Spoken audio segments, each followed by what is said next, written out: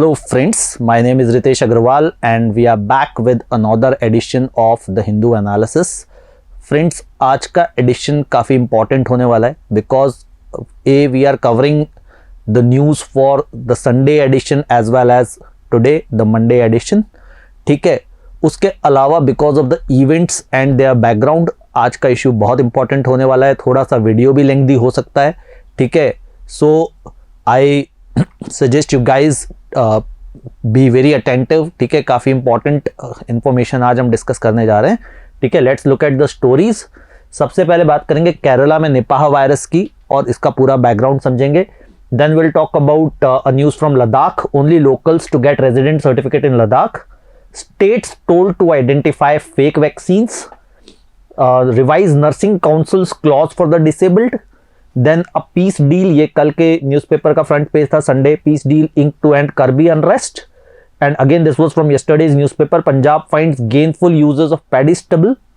Taliban orders women to wear niqabs. UAE unveils new visa investment norms. This is from the international sphere.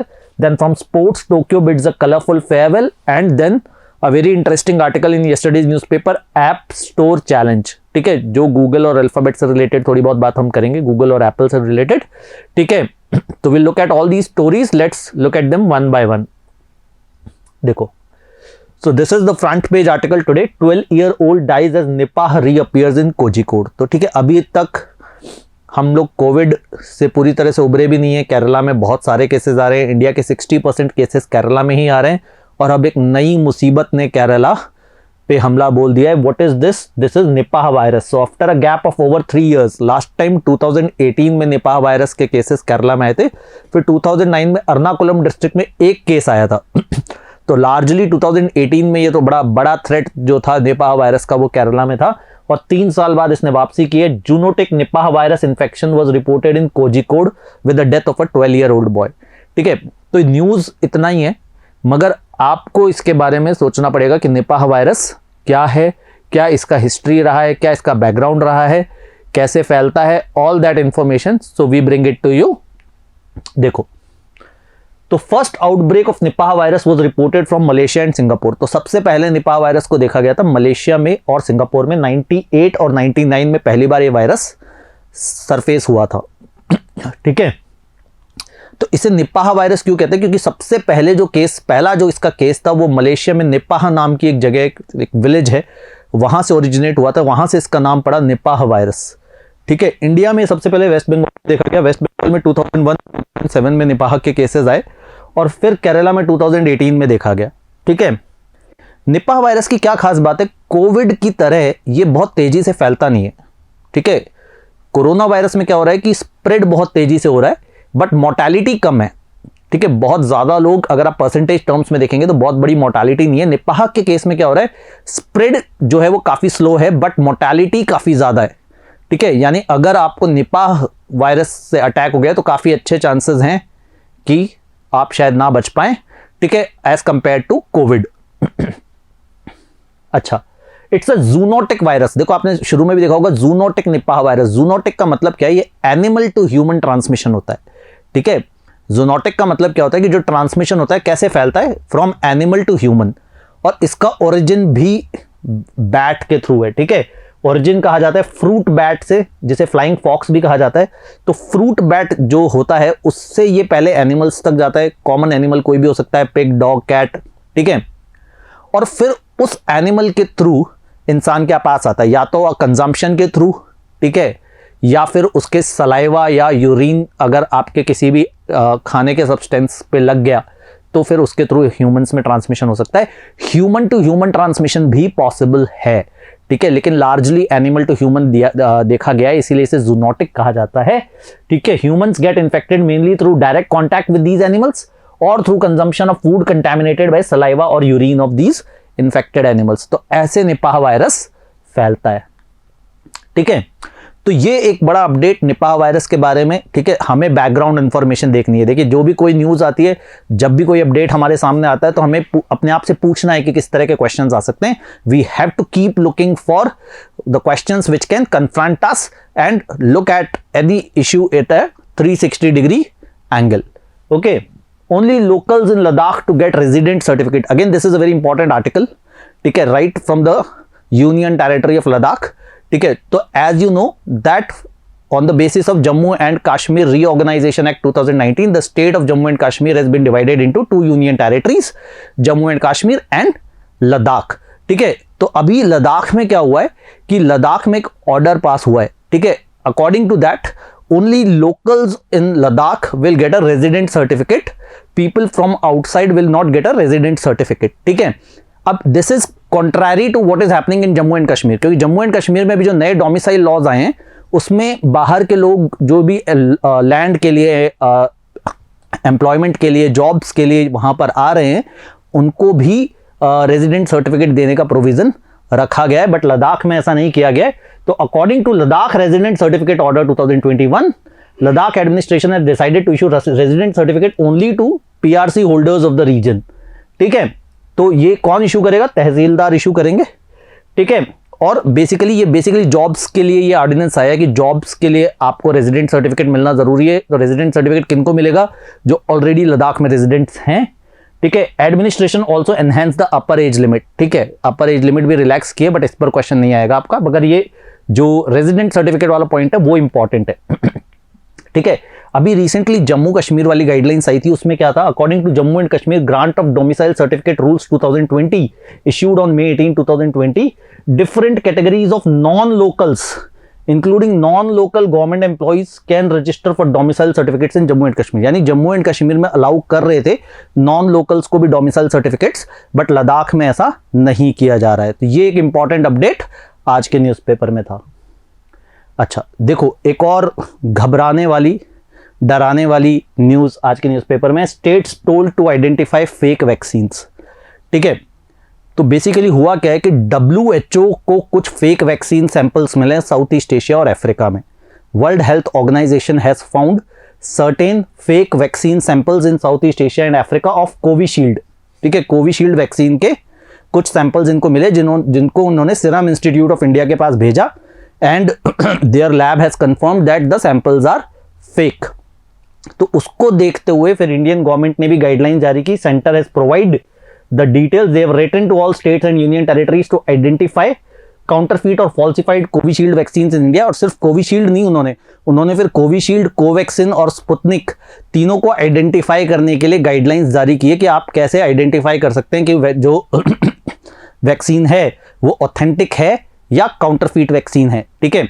तो उसके लिए अलग अलग norms हैं. आप उसका हेलोग्राम चेक करें, और वो जैसे आपके असली और नकली नोट के लिए 15 तरह की होती है कि यूवी लाइट में ऐसा दिखाई देता है, उसके ऊपर इस तरह से आपको फील होता है.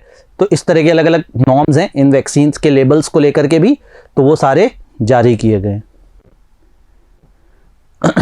देखो, इंडियन नर्सिंग काउंसिल ने अभी रिसेंटली एक डिसीजन लिया था और उसको लेकर के काफ़ी क्रिटिसिज्म हो रहा है. क्या डिसीजन लिया गया था हम देखते हैं.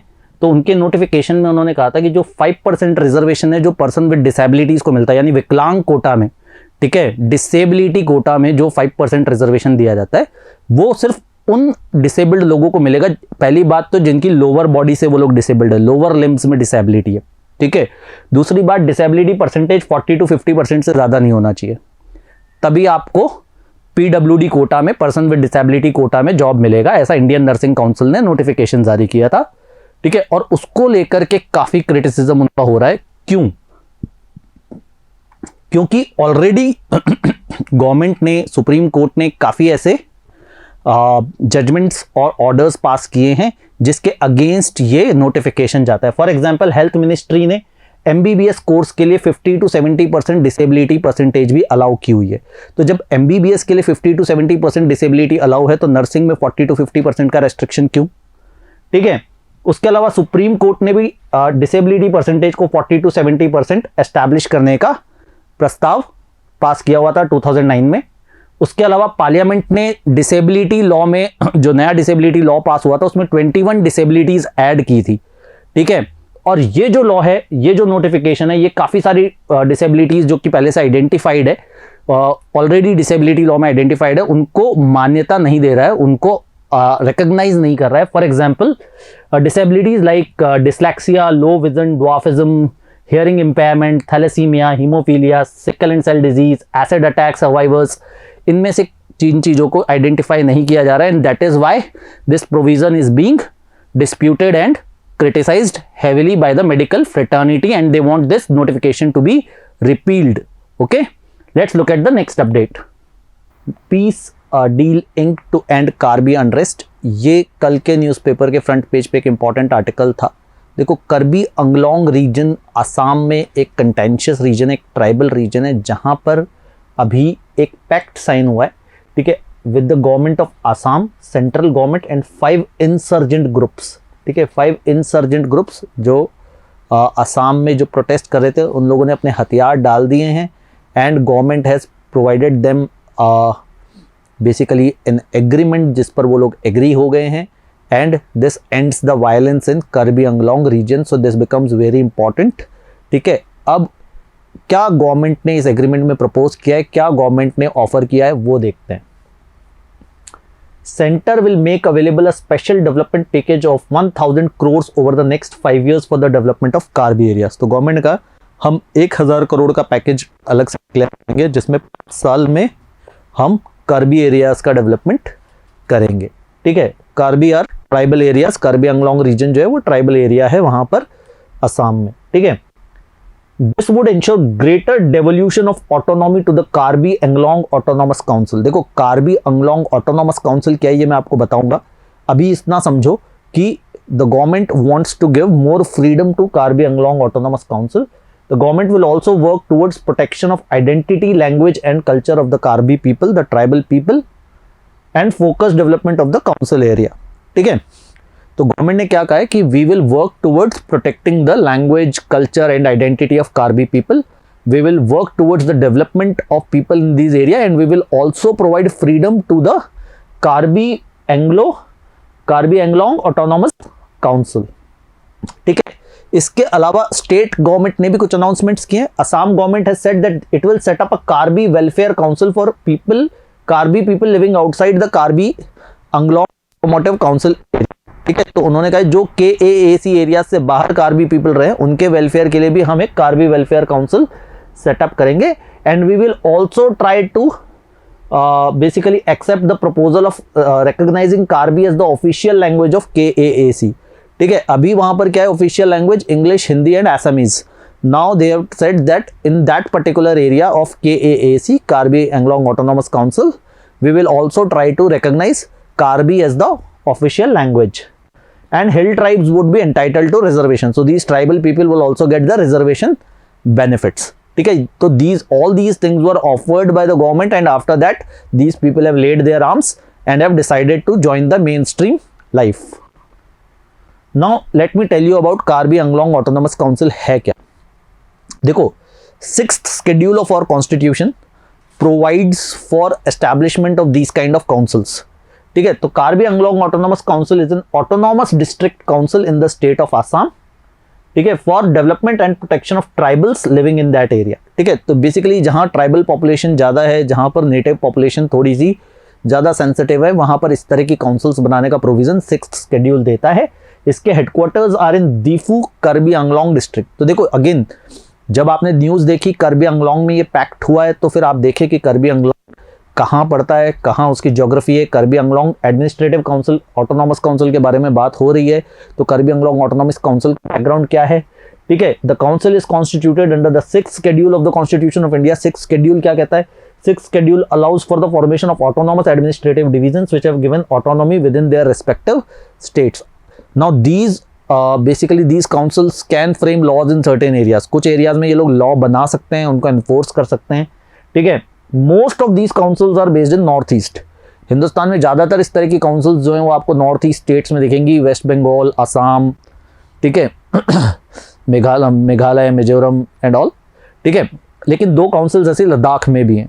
ठीक है, तो इन एरियाज में 6th शेड्यूल अलाउस करता है ऑटोनॉमस काउंसिल्स बनाने का प्रोविजन. ठीक है, तो ये एक बड़ा इंपॉर्टेंट अपडेट कल के न्यूज़पेपर में था.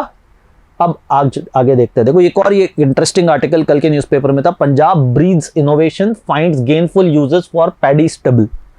देखो पैडी समझते हो, राइस की जो फसल होती है, और paddy stubble has been a concern, it has been an issue in news because of air pollution, burning of paddy stubble. तो अभी क्या किया है पंजाब ने, कुछ इंटरेस्टिंग इनोवेशन किया है, उसके बारे में बात करते हैं। तो Punjab government is working to present paddy straw as a resource for industry and farmers rather than being a waste product of paddy cultivation. तो गवर्नमेंट ने क्या कहा है कि ये जो पैडी है जिसको आप जला रहे हो, पैडी स्टबल है जिसको आप जला रहे हो, इसको वेस्ट कचरा ना समझ करके आप एक रिसोर्स समझो जो आपको पैसे कमा के दे सकता है। कैसे? अगर वो पैसे कमा के दे सकता है तो क्या आप उसे जलाओगे? नहीं। यही तो प्रॉब्लम है ना कि फार्मर्स पैडी स्टबल जला रहे हैं, अगर उनको दिखेगा कि ये पैसे कमा के दे सकता है मुझे, तो मैं उसे क्यों जलाऊंगा, राइट? तो गवर्नमेंट ने क्या किया, गवर्नमेंट ने कहा, government has decided to permit certain categories of industries to install paddy straw fired boilers. तो कुछ ऐसी इंडस्ट्रीज हैं, शुगर है, पल्प है, ठीक है, जहां पर बॉयलर्स का इस्तेमाल होता है, पेपर इंडस्ट्रीज हैं, वहां पे गवर्नमेंट ने कहा कि आप जो बॉयलर लगाते हो उस बॉयलर में एज अ फ्यूअल आप इस पैडी स्टबल को इस्तेमाल करो, ठीक है। तो उससे क्या होगा, आपको अल्टीमेटली जलाना ही है, तो खेतों में जले उससे बढ़िया है ना आपके बॉयलर में जले, ठीक है। और गवर्नमेंट इसके लिए इंसेंटिव भी दे रही है। Government is giving a cumulative incentive of 25 crore to the first 50 industries on first come first serve basis, ठीक है।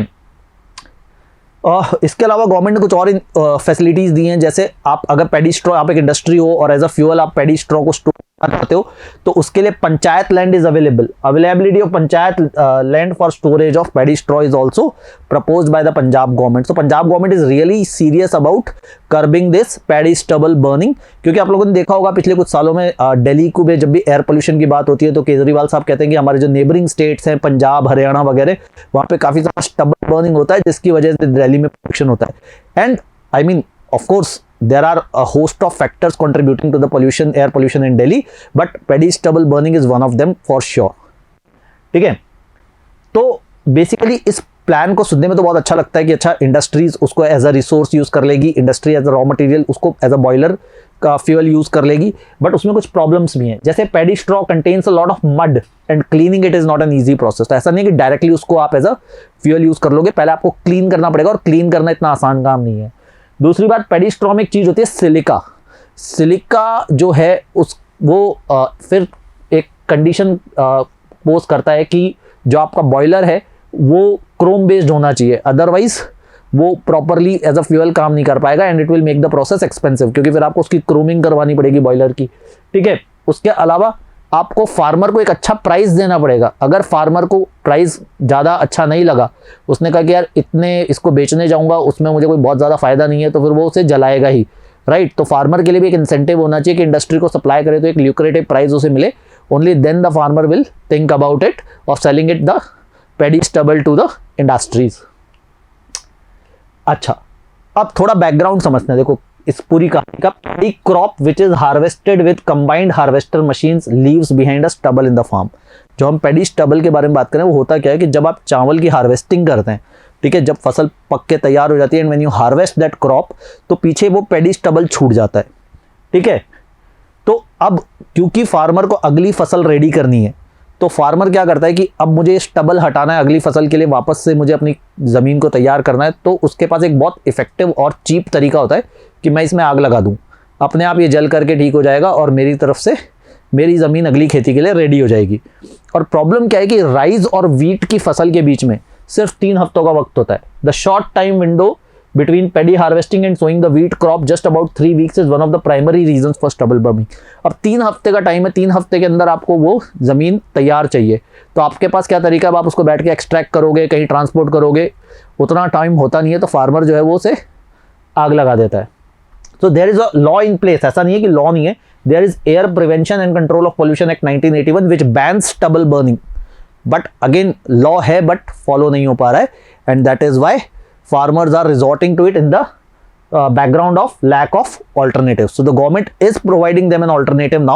If they can make it a effective and lucrative choice, then probably we can get rid of this problem of stubble burning. Let's look at the next update. तो देखो अब मैं आपको Islamic world से 2 interesting updates सुनाऊंगा, एक conservative और एक लिबरल, ठीक है। पहले कॉन्जर्वेटिव की बात करते हैं।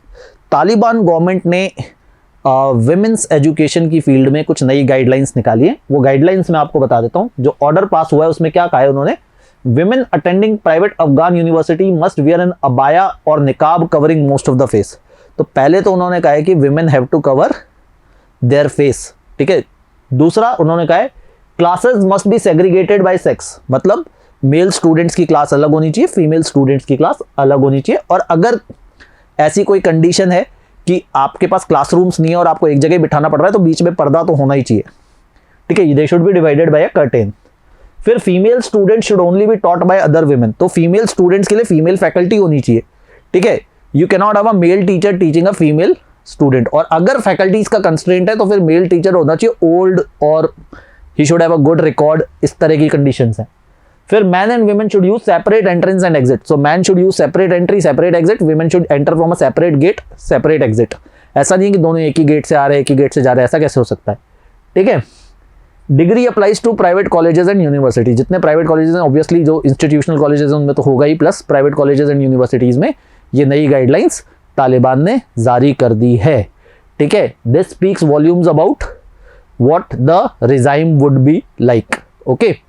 अब मैं आपको एक दूसरी इस्लामिक कंट्री के बारे में बात करता हूँ, यूएई, यूनाइटेड अरब एमिरेट्स, ठीक है।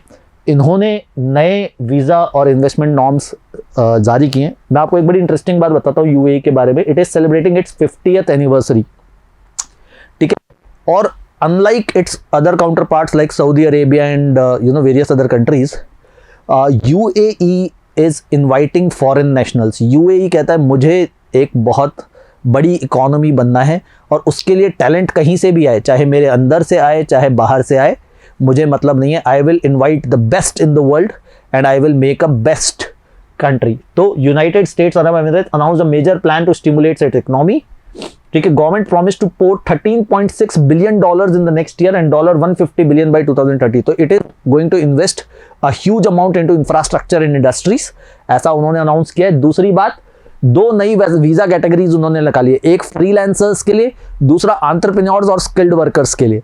तो उन्होंने कहा कि we will welcome foreign nationals who are talented, we want them to live here, we want them to work here, okay, which is unlike what Saudi Arabia is doing, okay.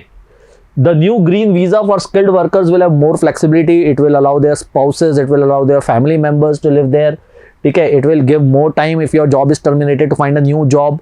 तो नई attractive visa और investment guidelines के साथ UAE is saying to the world please come and make our country better, okay. देखो Paralympic games, sports की दुनिया से बात करते हैं। So Paralympic games I finally come to an end, ठीक है। सो a very successful games from India's perspective. India won 19 medals, ठीक है।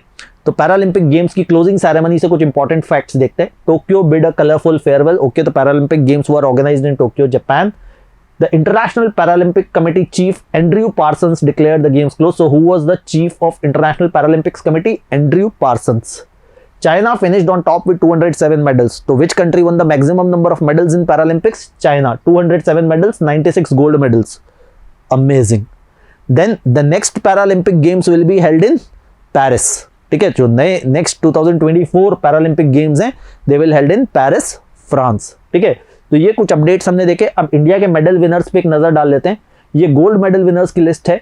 Avani Lekhara, the golden girl from Jaipur, shooting में इन्होंने 2 मेडल जीते, उनमें से एक गोल्ड मेडल था। सुमित एंटेल ने जेवलिन थ्रो में गोल्ड मेडल जीता। मनीष नरवाल ने शूटिंग में गोल्ड मेडल जीता। प्रमोद भगत एंड कृष्णा नागर ने बैडमिंटन में गोल्ड मेडल्स जीते, ठीक है। Bhavina Ben Patel, this is the list for silver medal winners. Bhavina Ben Patel ने सिल्वर मेडल जीता टेबल टेनिस में। निषाद कुमार ने हाई जंप में। देवेंद्र झांझड़िया javelin throw. Yogesh Kathuniya discus throw. Then again Singaraj Adana in shooting, Mariyappan Thengavelu in high jump, Praveen Kumar in high jump and Suhas Yathiraj again badminton. तो कितने? 5 हमने gold medals जीते, 8 हमने silver medals जीते। और फिर हम देखते हैं 6 ब्रॉन्ज मेडल्स भी जीते हमने।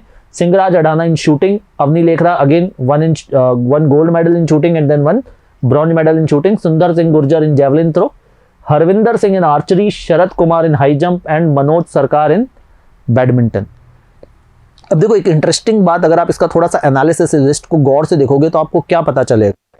You will observe that there are certain games in which India dominated, ठीक है। कुछ ऐसे गेम्स हैं जिनमें इंडिया का परफॉर्मेंस बहुत अच्छा रहा है। अगर आप देखें आउट ऑफ 19 मेडल्स 5 मेडल आपके शूटिंग में आए हैं, 5 मेडल्स आपके बैडमिंटन में आए हैं, ठीक है। आपके 4 मेडल्स हाई जंप में आए हैं, ठीक है, 2 मेडल्स आपके जेवलिन थ्रो में आए हैं, फिर एक बैडमिंटन में, एक आर्चरी में, एक टेबल टेनिस में, एक आर्चरी में आया है, एक डिस्कस थ्रो में आया है, ठीक है। तो largely you will see that there are certain games in which Indian para athletes have performed exceptionally well, games like shooting, badminton, games like high jump, ठीक है, games like javelin throw, ठीक है। तो probably this is a cue for Indian administrators, sports administrators to focus on these games. Now we look at the next update for today. ये editorials में एक बड़ा interesting article था कल, App Store Challenge। देखो what has happened, South Korea government has passed a law which is now being dubbed as anti Google law, ठीक है। तो उन्होंने अपने टेलीकम्युनिकेशंस एक्ट में, टेलीकम्युनिकेशंस बिजनेस एक्ट में एक अमेंडमेंट किया है। क्या अमेंडमेंट किया इन लोगों ने? इन्होंने कहा है the law prevents dominant app store operators. तो ऐप कौन सी? एक आपका गूगल प्ले स्टोर है, फिर एक एप्पल में एप्पल स्टोर है, ठीक है। इन दोनों ऐप को इन्होंने कहा है from forcing South Korean app developers to use their in store payment systems. इसका मतलब क्या है?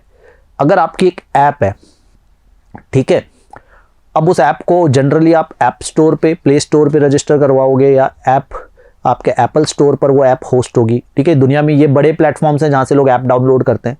तो गूगल और एप्पल क्या करते हैं, वो आपसे फ़ी तो लेते ही हैं, उसके अलावा अगर आपकी ऐप से कोई बंदा परचेज करता है, फॉर एग्जांपल आपकी ऐप गूगल प्ले स्टोर पर है, आपका कोई गेम है, उस गेम में कुछ आपने वेपन्स या कुछ एसेसरीज ऐसी रखी हैं जिसको यूज़र को परचेज करना होता है, तो अगर वो बंदा उसे परचेज करेगा तो उसे गूगल के पेमेंट सिस्टम से उसे परचेज करना होगा।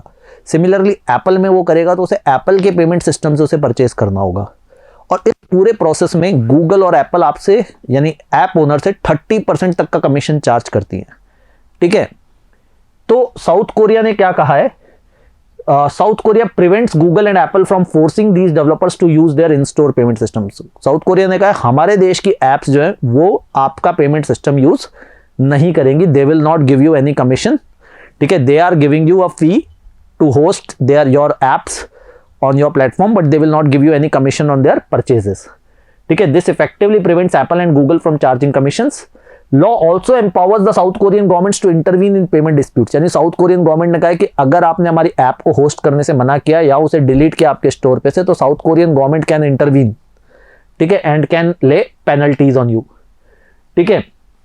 तो ये मैं आपको ऑलरेडी बता चुका हूं कि ये 30% कमीशन चार्ज करती हैं। ये आपको मजबूर करती है कि आपकी ऐप में जो भी परचेजेस हो, या तो अगर आपकी पेड ऐप है, कोई आदमी आपकी ऐप का सब्सक्रिप्शन ही पेड ले रहा है तो भी उसका कमीशन गूगल और एप्पल को जाता है, और अगर आपके ऐप से कोई कुछ खरीद रहा है तो भी उसका कमीशन गूगल और एप्पल को जाता है। तो ऑलरेडी जो ऐप डेवलपर्स हैं उन्होंने इसके खिलाफ आवाज़ उठाई है। तो गूगल ने इनिशियली से 30% से 15% का अनाउंसमेंट कर दिया था, फिर उन्होंने कहा कि नहीं हम अभी नहीं कर रहे, by March 2022 we will reduce from 30% to 15%। और एप्पल ने क्या कहा था कि अगर कोई ऐसा ऐप डेवलपर है जिसकी सेल्स एनुअली $1 मिलियन से कम है तो उसके लिए हम अपना कमीशन 15% कर देंगे। जो छोटे ऐप डेवलपर्स हैं उनको हम कम चार्ज कर लेंगे, बट बड़ों से तो हम 30% ही चार्ज करेंगे। अब ये जो साउथ कोरिया ने किया ये क्यों इंपॉर्टेंट है?